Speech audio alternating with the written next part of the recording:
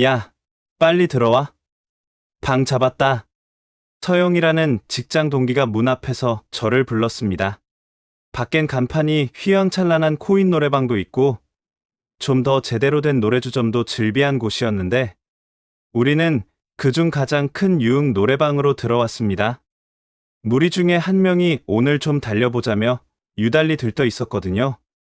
평소라면 저는 이쪽 문화를 별로 좋아하지 않지만 어느새 저도 사람에 치여 오늘 한번 맘 놓고 놀자 하는 기분이 들어버린 거였습니다. 술이 제법 올랐습니다. 방에 들어서자마자 소주와 맥주가 깔렸고 안주는 뭐였는지도 잘 기억 안 납니다.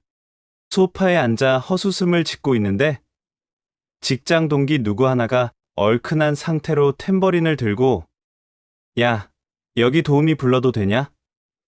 그 유명한 언니들 있어야 분위기 살잖아. 다른 동료들이 콜을 외쳤습니다. 평소라면 제가 그건 좀 하고 만류했겠지만 그날은 왠지 내키지는 않아도 그렇다고 강경히 반대할 기력도 없었습니다. 하필이면 회사에서 힘든 일이 많았고 집에서도 아내와 사소한 언쟁이 잦아 스트레스가 쌓였기 때문이었죠. 그래서 그냥 소파 한 구석에 기대 앉아 뭐 부르든지 하고 방관자처럼 고개를 끄덕였습니다. 그렇게 몇 곡 노래를 돌려 부르다 노래방 매니저가 문을 열고 도우미 언니들을 안내했습니다. 안녕하세요. 잘 부탁드려요.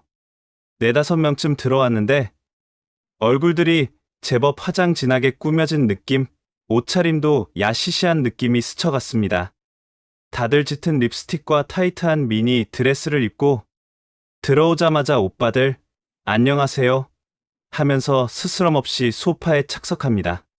제 왼쪽과 오른쪽에 각각 자리를 잡는 분도 계시고 옆자리 동료에게 자연스럽게 몸을 기댄 분도 있었습니다. 그런데 저는 사실 노래방 도우미와 마주하는 이런 상황 자체가 익숙치 않아서 술만 잔뜩 마시고 목이 타올랐죠. 그런데 스킨십 대신 저는 약간 멀뚱히 앉아 있었습니다. 어느 순간 문이 다시 열리더니 한 명이 추가로 들어왔습니다. 그분은 검정색 원피스에 골반 라인이 또렷하게 드러나는 스타일이었는데 대개 노래방에서는 언니들이 웃으며 등장하잖아요. 근데 이분은 살짝 멍한 얼굴로 천천히 들어왔고 안에 시끄럽다고 느꼈는지 순간 찡그리더니 곧 시선을 훑으며 자리를 살폈습니다. 저는 이미 술에 몽롱한 상태라 별 생각 없이 바라보다가 그녀의 얼굴과 눈이 마주쳤는데 순간 뒷목이 서늘했습니다. 이거 어디서 본 분인데? 나와 나이가 그리 차이 안 나는 것 같고 얼굴이 익숙합니다. 하지만 당장은 생각이 잘 안 떠오르죠. 그런데 반초 뒤 그녀도 저를 똑바로 보더니 눈을 동그랗게 뜨고 입술이 약간 떨리는 모습이었습니다. 속으로 이거 무슨 상황이야? 하고 있는데 그녀가 호흡을 고르며 절 향해 미소를 지었습니다. 왠지 그 미소는 반가움과 당혹감이 뒤섞인 표정. 동료들이 새로운 언니세요? 이쪽 자리 비었어요 라며 자리를 권했습니다. 그 순간 그분 분명 내가 아는 정희 누나로 보이는 데가 제 곁으로 다가오며 속삭이듯 말했습니다. 혹시 이민준 맞지 않아요? 제 심장이 쿵 내려앉았습니다. 그리고는 비슷한 목소리로 정희 누나라고 대답해버렸습니다. 바로 정호라는 제 대학 친구가 있습니다. 그 친구의 친누나가 정희였는데 제가 20살 때부터 누나를 짝사랑했었거든요. 예전에는 누나가 예쁘고 다정해서 동생 정호 때문에 자주 보며 은근히 마음을 두던 적이 있었습니다. 그런데 대학 졸업 후 딱히 연락한 적이 없었고 그녀가 어떻게 살았는지도 몰랐죠. 그랬던 그녀가 지금 노래방 도우미로 서 있는 겁니다. 머리카락도 밝게 염색하고 화장도 진하게 해서 처음엔 바로 못 알아봤지만 눈매가 스쳐가는 순간 머리를 얻어맞은 기분이었죠. 서서히 경악에 빠졌는데 정희 누나는 짧은 숨을 들이쉬더니 주위 동료들 시선이 있으니 속삭였습니다. 반갑네. 민준 진짜 오랜만이야. 이야기는 나중에 지금은 일하는 중이라. 저도 어찌할 바 몰라서 술을 또 들이켰습니다. 동료들이 두 분 아시는 사이예요? 하고 물어봤지만 정희 누나는 적당히 예전에 좀 동생 친구였어요라며 웃어 넘겼죠. 다들 세상 좁다 하고 떠들며 술자리를 이어갔습니다. 그러나 제 마음은 점차 미친 듯이 요동치더군요. 한편 정희 누나는 일하기 위해 다른 테이블 쪽에 붙어 춤을 추고 술을 따라주고 했기에 저와 대화를 길게 나눌 순 없었습니다. 가끔 눈이 마주치면 약간 수줍은 웃음으로 회피하는 식이었어요. 그러다 누군가 이 언니 이름이 뭐예요? 라고 물었는데 정희 누나가 저는 하빈이라고 해요라고 대답했습니다. 즉, 가명으로 일하고 있는 듯. 그 순간 저는 더 묘한 기분이 들었습니다. 그 예전에 정희 누나가 이런 업소에서 가명 쓰고 일하고 있구나. 무슨 사연이 있었을까? 라는 의문이 머리를 치고 동시에 아내 생각이 문득 떠오르며 죄책감이 사로잡혔습니다. 제 아내는 복잡한 감정이 교차했습니다. 한창 술판이 달아오르다가 누군가가 또 야, 2차 갈래? 해서 밖으로 이동하려 했습니다. 그때 정희 누나가 소리 없이 제 팔을 잡고 작게 말했습니다. 혹시 번호 좀 교환할래? 나중에 한번 진지하게 얘기해보고 싶어. 옛날 얘기도 하고. 두근거리며 망설였지만 제가 반사적으로 네 하고 폰을 꺼냈고 번호를 교환했습니다. 동료들은 그걸 보곤 그냥 이 형님, 대단하네? 하며 짓궂게 웃었지만 저는 그냥 옛날부터 아는 사이라서라는 식으로 얼버무렸습니다. 곧 이어 다들 2차로 나가려는데 저는 정신이 말똥말똥 깨어났고 집에 가볼게. 피곤하다라는 핑계를 대고 택시를 잡았습니다.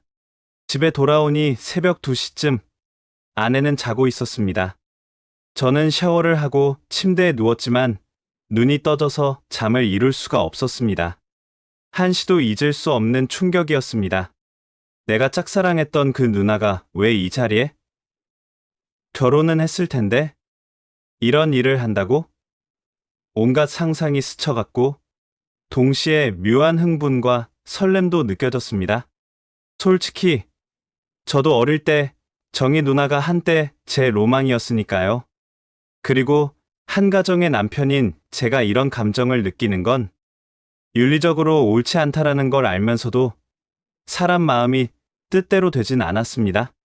다음날 오전 회사를 다니며 멍하게 시간을 보냈더니 점심 즈음 휴대폰에 메시지 하나가 왔습니다. 민준아, 혹시 시간 되면 얼굴 보고 싶어. 정말 반가워서 그래. 할 말도 있고 발신인 정희. 순간 머릿속이 하얗게 되었습니다. 이걸 받아줘야 해? 아내한테는 뭐라 하고 나가야 해? 하지만 호기심과 옛 감정에 이끌려 저녁에 8시쯤 퇴근 후에 잠깐 볼까요? 답신하고 말았습니다. 아내에게는 회식이 있다고 늦는다고 한 뒤 저녁 8시에 시내 작은 카페로 향했습니다. 어둑한 조명 아래 정희 누나가 앉아 있었는데 평소 노래방에서 보던 화려한 드레스가 아니고 평범한 블라우스와 치마 차림이었습니다. 예전 대학 시절이 생각날 정도로 수수하게 보였는데 동시에 뭔가 지쳐 보이는 표정이라 마음이 복잡해졌습니다. 저를 보자마자 그녀가 미소를 짓더군요. 진짜 민준이 맞네. 세월 많이 흘렀다. 그치? 잘 지냈니? 제가 약간 얼떨떨한 채로 자리에 앉아. 네, 누나야말로 어떻게 이쪽 일을 미안요. 너무 직접적으로 물었나요? 라며 망설였는데 누나가 애써 웃으며 괜찮아. 그냥 사정이 복잡해서 이렇게 됐어. 솔직히 이 자리에서 다 설명할 자신은 없지만 내가 얼마나 어쩔 수 없었는지 이해해주면 좋겠어. 라고 했습니다. 그렇게 이뤄진 짧은 대화 속에서 누나는 결혼을 했고 남편이랑 살던 중 남편의 사업 실패와 빚 문제 때문에 집안이 망가졌다는 내용까지 들었습니다. 남편은 해외로 도망치듯 떠났고 혼자 남아 간신히 생활비를 벌어야 했기에 낮엔 다른 일을 하다가 밤엔 노래방 도우미로 일하게 됐다고 하더군요. 듣기만 해도 가슴이 저릿했습니다. 제가 결혼했고 아내와 크게 문제없이 산다고 말했지만 누나는 부럽다고 했습니다. 그나마 내가 안정적으로 사는 게 다행이다라고 말하며 자기도 예전 생각이 많이 난다고 하더군요. 그렇게 서늘한 밤바람이 부는 카페 테이블, 우리 둘은 1시간 넘게 속내를 주고받았습니다. 이상하게도 마음이 편했습니다. 왜냐하면 오랜 인연이기도 하고 저 혼자 짝사랑했던 그 미묘한 기억이 남아있어서인지 그녀가 민준아, 지금이라도 내가 있어서 다행이야라고 할 때 저도 제가 누나한테 도움이 된다면 좋죠라고 진심을 담아 대답했습니다.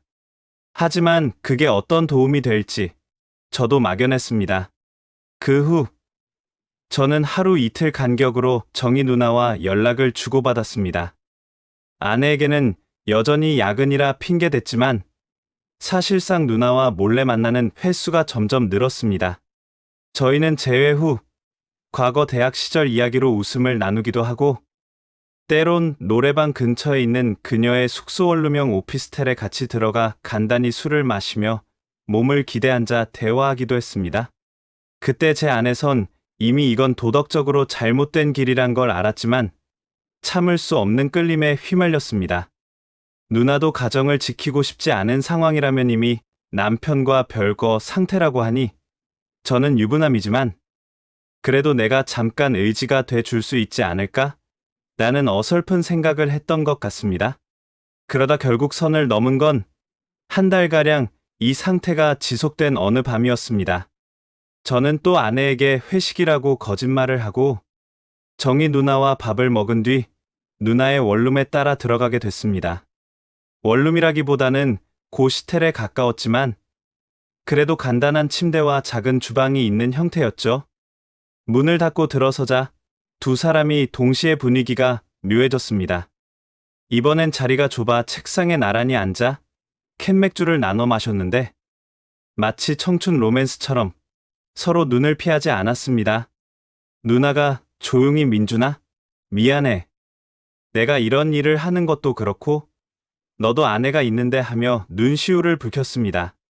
저는 그 말을 들으니 모종의 보호 욕구도 일고 내 안의 욕망도 뚜렷이 느껴져서 잠시 망설이다 그녀를 끌어안았습니다.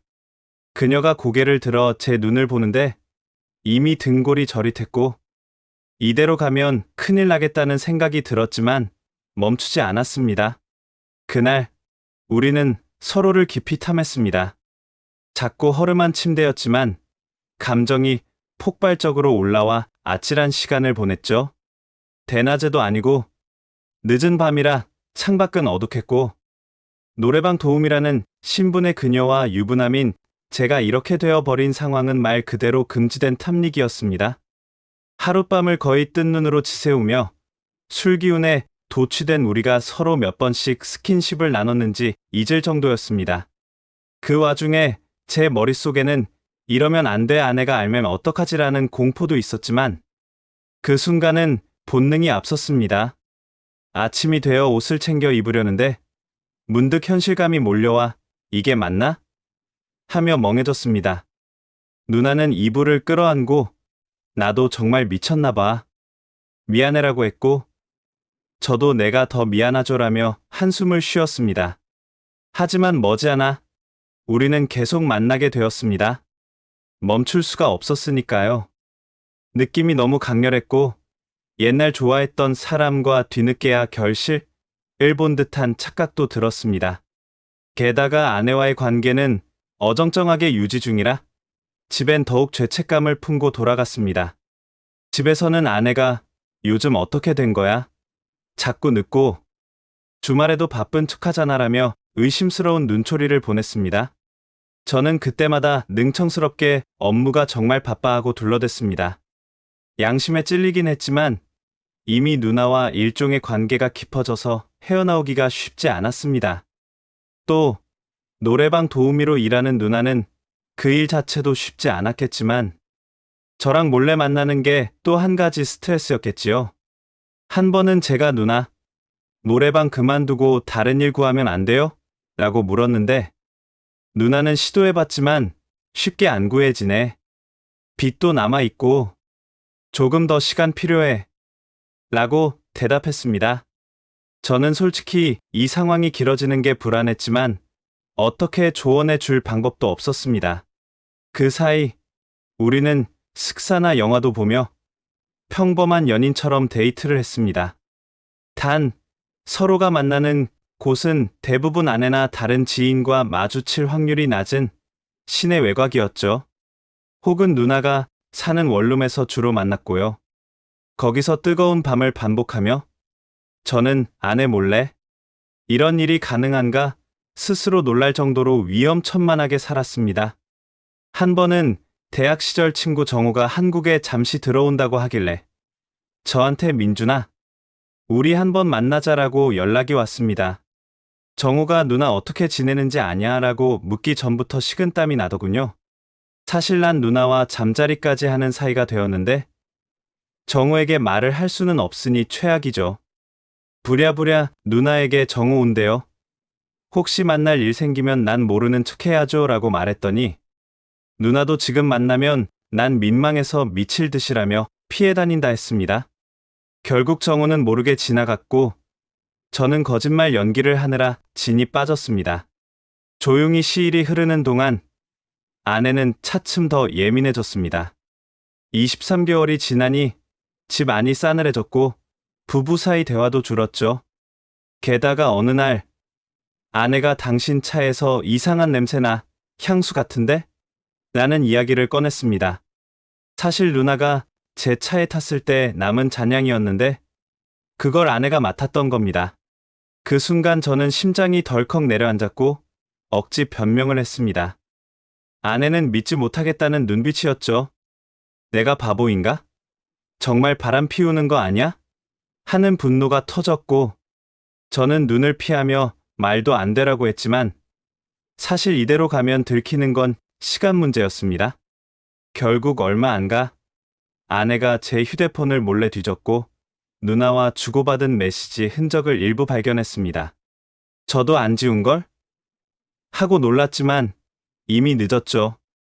아내가 울면서 폭발한 그날 밤 저는 아무 말도 못했습니다. 아내는 당장 누구랑 바람났는지 말하라고 다그쳤지만 저는 해당 여성의 신분 과거 친구 누나 같은 걸 말할 수 없었고 그냥 아는 여자라고만 했습니다. 아내는 당장 이혼하겠다며 짐을 싸려고 했고 저는 무릎을 꿇었습니다. 이후 며칠 동안 집안은 지옥 같았고 저는 진짜 끝낼게 잘못했어라고 빌었습니다. 아내가 간신히 내가 한 번 더 믿어주마. 다시는 그녀 안 만나면 되라며 타협을 받습니다.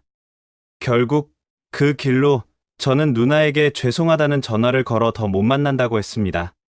누나는 조용히 알겠어. 나도 이젠 그만해야겠다는 생각했어. 고마웠어. 미안해. 라고 말하더군요. 전화를 끊고 나서 엄청난 허무함과 미련이 물밀듯 왔지만 그 이상의 선택은 없었습니다. 그렇게 몇 주 아내와 저는 다시금 관계를 회복하려 했었습니다. 완전히 이전 같진 않아도 지금은 어느 정도 안정을 찾았습니다. 아내는 가끔 또 바람 피우면 끝이라고 엄포를 놓고 저도 2번 다시 그러지 않겠다고 다짐합니다. 정희 누나는 그 뒤로 제게 연락 한 통 없고 저 역시 마찬가지죠. 다시 노래방에 갈 생각도 없습니다. 지금 생각하면 참 어처구니 없습니다. 저는 어릴 때부터 도덕성을 중시했고 결혼 후엔 바람 따윈 있을 수 없다고 믿었는데 막상 옛날에 좋아했던 그녀와 재회하는 순간 이성을 못 지켰습니다. 사람 마음이란 그렇게 흔들리기 쉽다는 걸 뼈저리게 깨달았죠. 아마도 평범한 가장이 한순간에 무너지는 과정을 보여준 셈입니다. 아직도 때때로 정희 누나 생각이 날 때가 있습니다. 잘 지내고 있을까? 노래방 일은 그만뒀으려나? 하는 궁금증도 드나 굳이 알아보지는 않습니다. 만약 다시 연락해버리면 정말 끝장이라는 걸 알기 때문이죠. 저는 가족을 지키고 싶고 아내도 아직은 저를 남편으로서 붙잡고 있으니까요. 이렇게 노래방 도우미로 제외한 친구의 누나와의 불륜이 시작됐고 짧게 불꽃처럼 사라졌다는 이야기입니다. 사건마다 강렬한 긴장감이 있었고 저는 점점 더 무모해지며 무너졌습니다. 아내가 제대로 캐치하기 전까진 흥분과 죄책감이 동시에 소용돌이쳤죠. 시도 때도 없이 이제 어떻게 끝내야 하나 하는 고민과 이대로 가도 괜찮나 하는 기대감이 겹치면서 정신이 반쯤 나갔었던 것 같습니다. 결국 들켜버린 순간 어쩔 수 없이 관계를 정리하고 가족을 우선시하기로 했습니다만 참 아슬아슬한 시간이었네요. 저는 이 이야기를 통해 사람이 결혼 후에도 이렇게 흔들릴 수 있다는 걸 보여드리고 싶었습니다. 마치 소설 같지만 인생이란 실제로도 이렇듯 예측 불가능하고 무모한 방향으로 치달을 수 있거든요.